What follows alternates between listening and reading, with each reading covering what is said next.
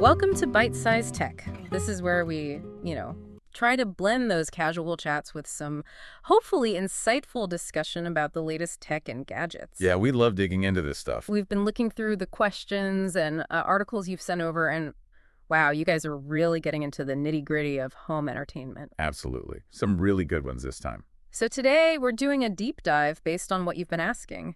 We're going to cover everything from whether that fancy Apple TV means your TV's own brain doesn't matter anymore. That old chestnut. To figuring out outdoor screens and even tackling some of those, head-scratching tech gremlins you run into. Yeah, those frustrating little issues. Should be fun. All right, let's jump in. First up, a question I bet a lot of people have wondered about. If you've got an Apple TV 4K plugged in, doing its thing, does the TV's own processing power even matter anymore? Right. It feels like the Apple TV should be smart enough to handle it all, It's a really intuitive thought. And yeah, on the surface, it makes sense. You'd think, okay, this dedicated box, the Apple TV 4K, it's taking over, right? Yeah. Doing all the heavy lifting for the picture. Exactly. But the reality is your TV's internal processing, it's always playing a role. Always. Doesn't really matter what you plug into it. Okay, hold on. Let's unpack that. So the Apple TV, it does some upscaling, yeah. Taking HD stuff and making it look good on 4K, and maybe a bit of noise reduction. It does. It handles some of that initial signal cleanup, sure. But think of it like this. The Apple TV is maybe the chef bringing you really high-quality ingredients, that pristine video signal. Okay. But your TV's processor, Yeah. that's still the sous chef in the kitchen who has to take those ingredients and, actually cook the meal and plate it perfectly on your screen.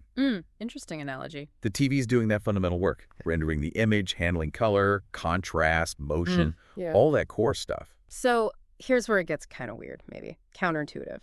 Even if the Apple TV is sending out a gorgeous, clean 4K signal, a TV with, let's say, bad processing could still kind of mess it up. Precisely. Yeah, a clean signal for the Apple TV definitely helps, no question, especially if your TV's own upscaling isn't great. But it can only do so much. Right.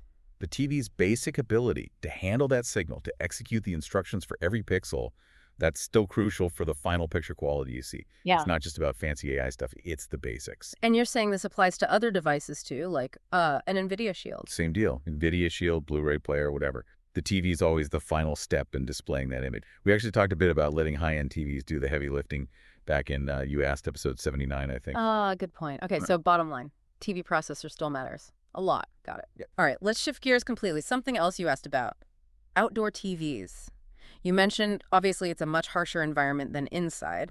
What are the big things we need to think about if we're considering putting a screen outside? Oh, yeah. Outdoor TVs. That's a whole different ballgame. The priorities are just different. Number one has to be weather resistance, right? That makes sense. Protection from UV rays. The sun can seriously damage screens over time. Protection from water, rain, splashes, even dust and bugs trying to crawl inside. Ooh, yeah. And they just need to be tougher, more rugged, Yeah. to handle the elements, maybe an accidental knock. Definitely. Don't want a sprinkling incident, taking out your expensive new TV.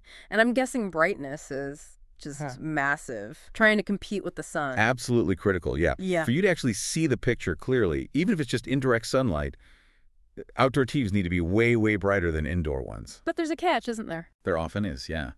To get that super high brightness, you sometimes sacrifice other things, like those really deep black levels, or maybe the super fine color accuracy you get on a top-tier indoor TV. So maybe not the best for, critical movie watching outdoors in the dark? Probably not video file grade, no. But the picture will still look punchy and visible in daylight, which is the main goal. But you might not get that same subtle shadow detail you'd see inside. Okay. But you still want decent upscaling and noise reduction, I imagine, especially if you're just watching regular cable or something out there. Exactly. Just because it's outside doesn't mean the basics of a good picture disappear. Good upscaling still matters for lower res stuff. Noise reduction keeps it clean.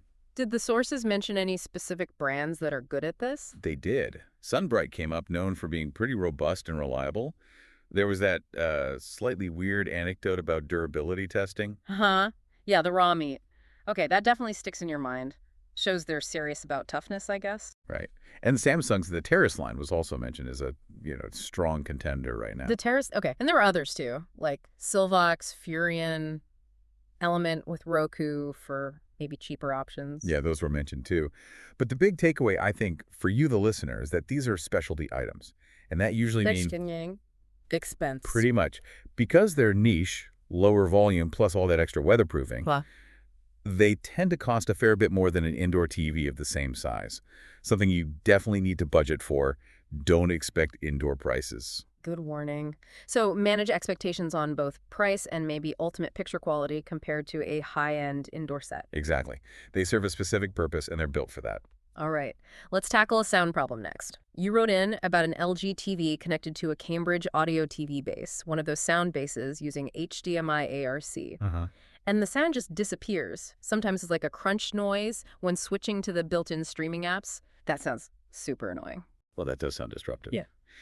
Based on that description, especially the crunch, my first thought goes to the TV's audio output signal. Okay, what about it?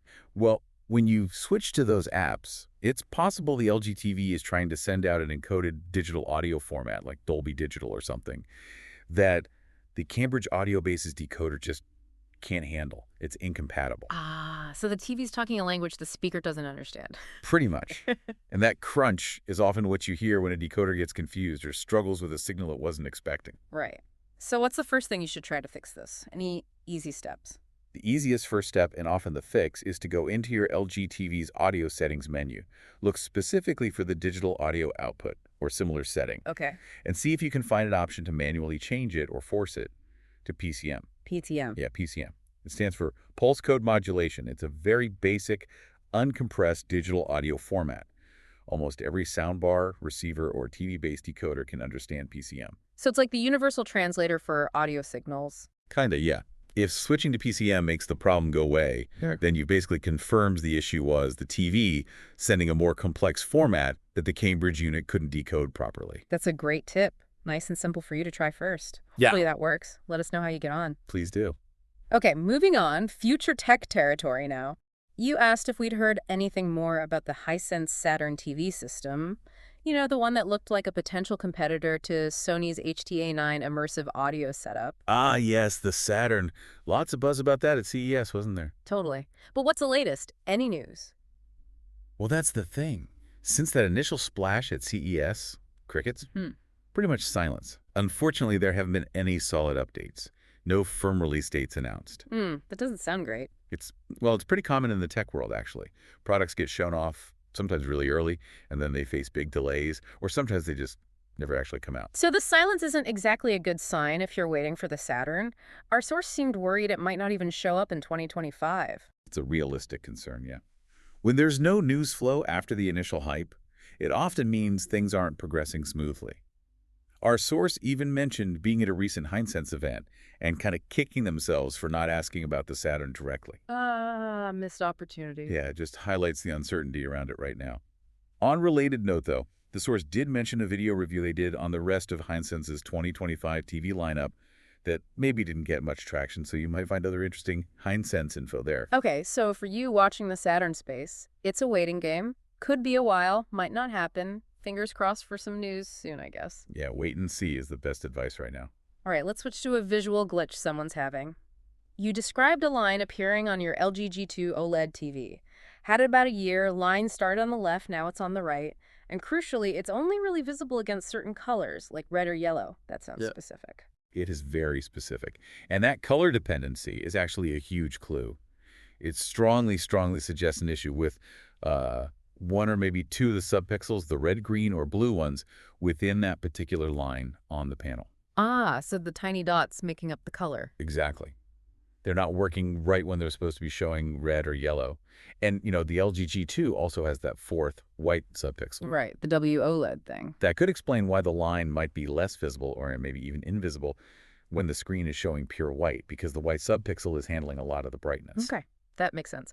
But what about the fact that it's a perfectly straight single pixel line and it moved from left to right? That doesn't sound like screen burn-in or physical damage. No, you're right, it doesn't. That behavior is straight line, pixel wide, and it migrated points away from physical panel damage. It sounds more like an issue with the electronics driving that line of pixels. Like the TV's brain. Could be the main processor, or maybe something in the power delivery specifically to that row or column on the the TFT matrix, that grid controlling all the pixels. It feels more like an electronic glitch than a hard failure of the pixels themselves. A glitch, not a total failure. Interesting. So for you seeing this on your G2, which isn't that old, what's the absolute next step? Call LG immediately. Contact their customer service, start a warranty claim. Don't wait.